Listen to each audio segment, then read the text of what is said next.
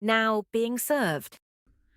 Klinger breaks this down brilliantly in Sessions with Destiny. I love that book. It's eye-opening. She explains that our vulnerability to the simulation's traps almost always begins around age 5. Age 5. That is so specific. It is, because it's a critical break point in human development. It's the age where a child stops just floating in that unconditional innocence and starts actually noticing the tension in the room. Exactly. You notice the unspoken rules, the subtle threats in your environment, maybe a parent's unpredictable moods, or the stress over money at the dinner table. And if you're listening to this, you might be thinking, well, I had a pretty normal, happy childhood, so this doesn't apply to me. Right, I didn't have any major trauma. Exactly. But Klinger's point is that every child experiences the friction of a world that isn't perfectly attuned to their needs. And to navigate that friction, we form what she calls the survivor self. Or the protector archetype. Right. We build a survival personality to keep us safe, whatever environment we find ourselves in. We build armor. We do. And the real tragedy is we grow up and mistake that survival armor for our actual identity. We think it's who we are. Yeah, we think, oh, I'm just a really responsible type A person, or I'm a natural peacemaker, when really we were just trying to manage the adults around us when we were kids so the environment would stay stable. Which leads directly to what she calls the loyalty loop. The loyalty loop, break that down for us. So the survivor self is basically the engine of the loyalty loop. This is the ingrained pattern of staying in situations, jobs, relationships, physical locations, long after their expiration date. Because our childhood programming taught us that endurance equals love. Yes, or that suffering is somehow noble, so we stay. We truly believe that if we just try harder, if we're just a little more loyal, we can fix something fundamentally broken. Let's put a real-world face on this because it's so common.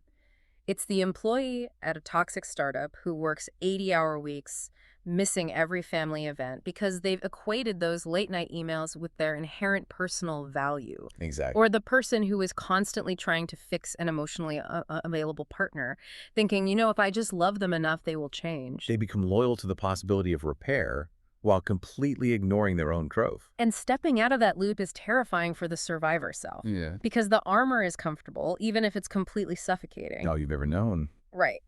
But I do have to push back here for a second, though, Sure. because it is super easy for us to sit behind these microphones and say, hey, recognize the loyalty loop and just walk away. Oh, absolutely. But when you are in the thick of it and your life actually starts falling apart, like when you get fired from that startup you gave everything to, or that long-term relationship just completely shatters, it doesn't feel like some grand philosophical awakening. No, it feels terrible. It feels like a punishment. It feels like absolute failure. So how are we supposed to practically distinguish between a temporary setback that we should, grit our teeth through and a broken cycle we need to just abandon? It is incredibly painful. Yeah. But Klinger addresses this directly by connecting Sessions with Destiny to her other work, Time to Transform. Oh, right. The time to demolish phase. Exactly. She introduces the collapse cycle. When timelines break, when everything seems to violently fall apart all at once, it is not a punishment. It is not random chaos. It is choreography. Choreography, I absolutely love using that word for this because it implies a director, it implies a design behind the chaos. It's purposeful. A timeline only breaks for a few specific reasons. You've outgrown it, it can no longer support who you are becoming, or it was never actually meant to hold you in the first place. So it snaps. Right. When you experience that violent collapse, it is literally the universe expelling you from a room you have outgrown. Wow. The system is rerouting you because your current environment, no matter how hard your survivor self tries to cling to it, is suffocating your true frequency.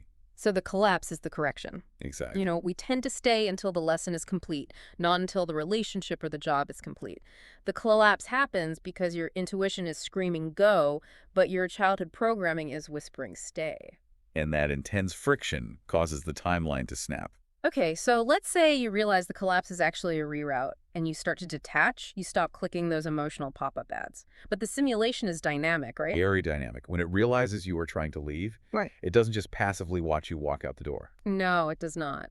Which brings us to the fiction of level 8, where we see the system's countermove. The countermove is brilliant.